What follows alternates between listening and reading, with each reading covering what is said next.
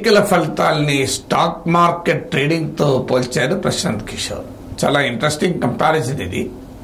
Stock మార్కెట్లో రెండు రకాల వాళ్ళు ఉంటారు. ఒకరు స్టాక్ మార్కెట్లో డే ట్రేడింగ్ చేస్తుంటారు. వాళ్ళు ఏం చేస్తుంటారంటే ఏ షేర్ పెరుగుతుంది, ఏ షేర్ తగ్గుతుంది, ఆ స్పెక్యులేషన్ చక్కర్లో పడుతుంటారు. So day to day, hour to hour, minute to minute stocks యొక్క మూమెంట్ చూస్తూ పెరుగుతున్న కొనడము అమ్మడము చేస్తుంటారు. వీళ్ళందరినీ డే ట్రేడర్స్ అంటారు. ఇలా కాకుండా రెండో రకం అంటారు, ఫండమెంటల్స్ చూస్తారా, కంపెనీ స్ట్రెంగ్త్ ఏంటి, మ్యాక్రో ఎకనామిక్ ఫ్యాక్టర్స్ ఏంటి, గ్లోబల్ జియో పొలిటికల్ ఫ్యాక్టర్స్ ఏంటి, ఒక విస్తృతమైన ఆర్థిక పరిణామాలు ఎలా ఉన్నాయి, ఏ సెక్టార్ ఎలా పర్ఫామ్ అవుతుంది. ఉదాహరణకు బ్యాంకింగ్ సెక్టర్ బాగా లాభాల్లో ఉందనుకోండి, బ్యాంకింగ్ షేర్లు పెరుగుతాయని అంచనాకు వస్తారు. రూపీ బాగా తగ్గిపోయింది, డాలర్ రేట్ పెరిగింది అనుకోండి, ఐటీ కంపెనీలకు సాఫ్ట్వేర్ ఎగుమతులపై ఆధారపడతారు కనుక వారి ప్రాఫిట్స్ పెరుగుతాయి కనుక ఐటీ కంపెనీలు బాగా పర్ఫామ్ చేస్తాయి.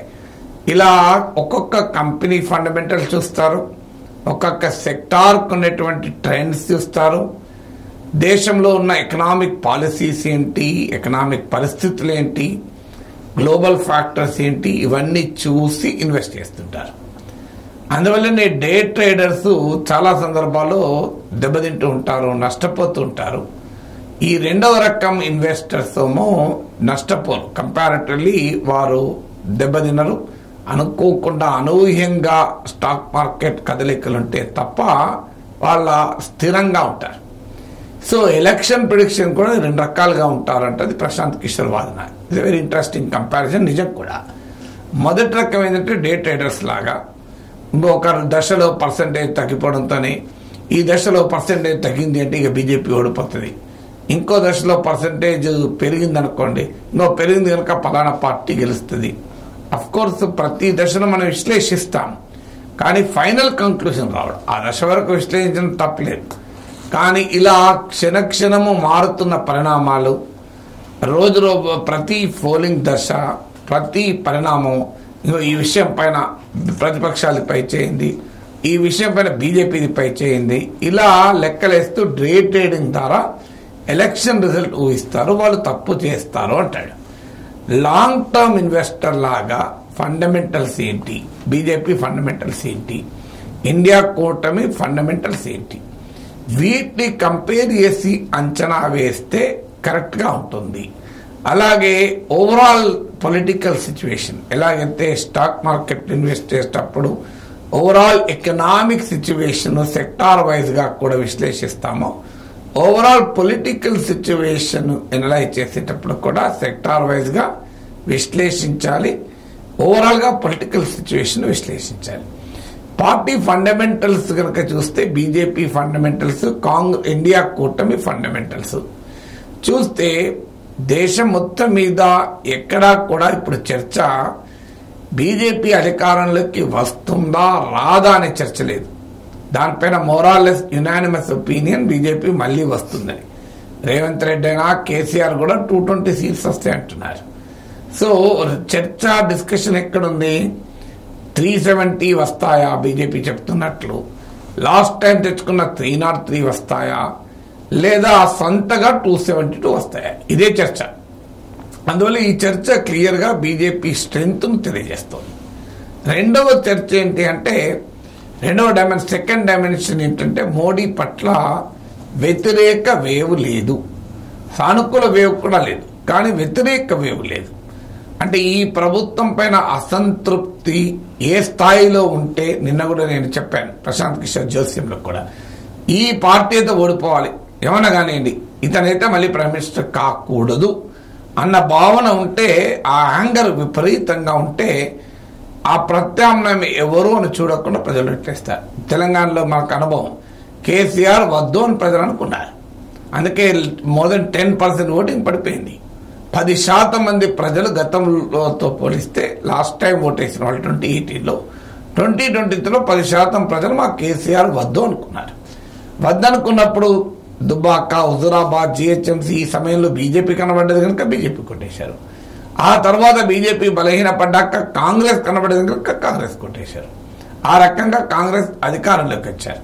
ఇవాళ ఇప్పుడు ఆంధ్రప్రదేశ్లో కూడా తెలుగుదేశం నాయకత్వం కూటమి ఆధారపడేది ఏంటి? తమ పట్ల సానుకూలతపైన ఆధారపడడం లేదు.